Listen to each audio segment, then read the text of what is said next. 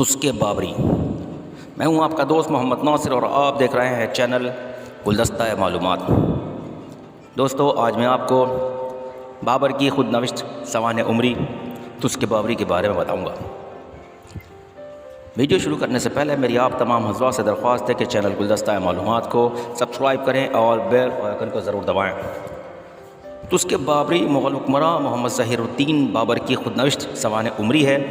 اس کتاب کا شمار دنیا کے بہترین علمی اور تاریخی سرمایہ میں کیا جاتا ہے۔ یہ کتاب تصنع اور مبالغے سے پاک ہے۔ اس کتاب میں بابر کے ہم اثروں اور ہم وطنوں کی تصویریں آئینے کی طرح صاف نظر آتی ہیں۔ کتاب کا اسلوب نہایت عمدہ، سادہ اور عام فہم ہے۔ تسکے بابری بابر کی سوانح ایک تاریخی دستاویز ہے۔ تسکے بابری بابر کی سوانح ایک تاریخی دستاویز ہے۔ یہ 16ویں صدی کے وسط ایشیا اور فارس کے بارے میں معلومات دیتی ہے۔ بابر نے اس کتاب کو اپنی مادری زبان میں لکھا تھا۔ یہ کتاب بابر کی زندگی کے حالات و واقعات پر مشتمل ہے۔ اس کتاب کو چغتائی ترکی زبان میں لکھا گیا اور اس کا ترجمہ فارسی زبان میں اکبر کی زندگی میں ایک مغل درباری اور بیرم خان کے بیٹے عبد الرحیم خانہ نے کیا تھا۔ فارسی کی اصل کتاب 246 صفحات پر مشتمل ہے۔ شہادت تحریر کی باعث ایک یادگار کتاب ہے اور یہی وہ کتاب ہے جس کی بنا پر بابر کو ایک عظیم مصنف قرار دیا گیا ہے۔ اس کتاب سے بابر کا ایک پیچیدہ کردار سامنے آتا ہے۔ بہادر بھی، ظالم بھی، بھائیوں اور عزیزوں سے جنگ کرنے والا بھی اور ان سے محبت کرنے والا بھی اور قرابت داری نبھانے والا بھی، مذہبی بھی اور شراب و معجون کا رسیہ بھی۔ بابر کے والد عمر شیخ کا جب انتقال ہوا تو اس وقت اس کی عمر 12 سال تھی اور اسی عمر میں وہ فرغانہ کے تخت پر بیٹھا۔ پھر اس کی ساری زندگی جنگ و جدل میں گزری، کبھی بھائیوں سے اور کبھی ماموں سے، کبھی رشتہ داروں سے اور کبھی دشمنوں سے۔ ایک جگہ بابر تسکے بابری میں لکھتا ہے، پہاڑوں سے سر پھوڑنے سے آخر کیا حاصل، نہ گھر ہی پاس ہے اور نہ کوئی سکھ چین نصیب ہے۔ بابر نے حکومت جیتیں اور اس سے بھی زمین چھینی گئی۔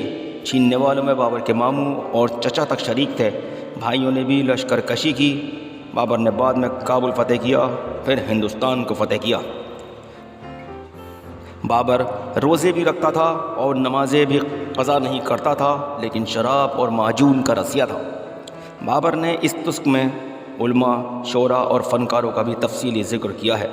ہندوستان پر فتح کے بعد بابر نے ملک کے موسم، جانوروں، پرندوں، پھلوں اور شہریوں کے رہن سہن کا ذکر بھی کیا ہے۔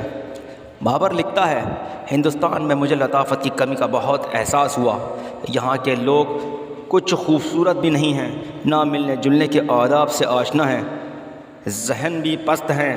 یہاں کا گھوڑا اچھا نہیں ہے، گوشت بھی مزیدار نہیں ہے، نہ انگور یہاں کے اچھے ہوتے ہیں، نہ خربوزے اور نہ دوسرا پھل لذیذ ہوتا ہے۔ نہ یہاں برف ملتی ہے، نہ گرمیوں میں ٹھنڈا پانی ہی مہیا ہوتا ہے۔ بازاروں میں بکنے والی روٹی بھی خراب ہوتی ہے اور سالن بھی مزے کا نہیں ہوتا۔ یہاں نہ حمام ہے اور نہ سرسوں کا رواج ہے۔ گھروں میں شمع، مشعلیں اور شمعدان بھی استعمال نہیں کیے جاتے، لیکن اس کے باوجود بابر نے ہندوستان میں رہنا پسند کیا۔ خوب عمارتیں، چارباغ اور حوض بنوائے۔ بابر ایک جگہ لکھتا ہے، ہندوستان میں سنگ تراشوں کی کثرت کا اندازہ اس سے کیا جا سکتا ہے کہ میں جو عمارت آگرہ میں بنوانا چاہتا تھا اس کے آگرہ میں ہی 680 سنگ تراش جمع ہو گئے۔ مزید برآں میں نے سیکری، بیانہ، دولت پور، گوالیر میں جو عمارتیں شروع کر رکھی ہیں ان میں 1491 سنگ تراش مشغول ہیں۔ کتاب میں اور بھی دلچسپ تفصیلات شامل ہیں کہ کیسے اس نے ہندوستانی عمرہ، جن میں ہندو عمرہ بھی شامل تھے، جاگیر دیں، قلعت سے نوازا اور کیسے ان کی غلطیوں کو معاف کر کے سب کا تعاون اور حمایت حاصل کی۔ اس کا بھی دلچسپ ذکر ہے۔ بابر نے ہندوستان میں آنے کے بعد شراب سے توبہ کر لی تھی، مگر معجون کا نشہ ترک نہیں کیا۔ کتاب میں بابری مسجد کا ذکر کہیں نہیں ہے۔ بابر کی سوانح تذکرہ بابری ایک تاریخی دستاویز ہے جو 16ویں صدی کے وسط ایشیا اور فارس کے بارے میں معلومات دیتی ہے۔ اس کے علاوہ جدید دور کے افغانستان، ہندوستان اور پاکستان میں شامل علاقوں کے بارے میں بھی کئی بامعنی باتیں بتاتی ہے۔ امید کرتا ہوں ویڈیو آپ تمام حضرات کو پسند آئی ہوگی اور آپ کی معلومات میں مزید اضافے کا باعث بنی ہوگی۔ ویڈیو کو لائک کریں، شیئر کریں، چینل کو سبسکرائب کریں، بیل آئیکن کو دبائیں اور اپنے قیمتی کمنٹ سے مجھے ضرور نوازیں۔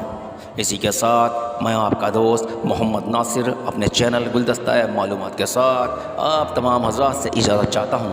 شکریہ، اللہ حافظ۔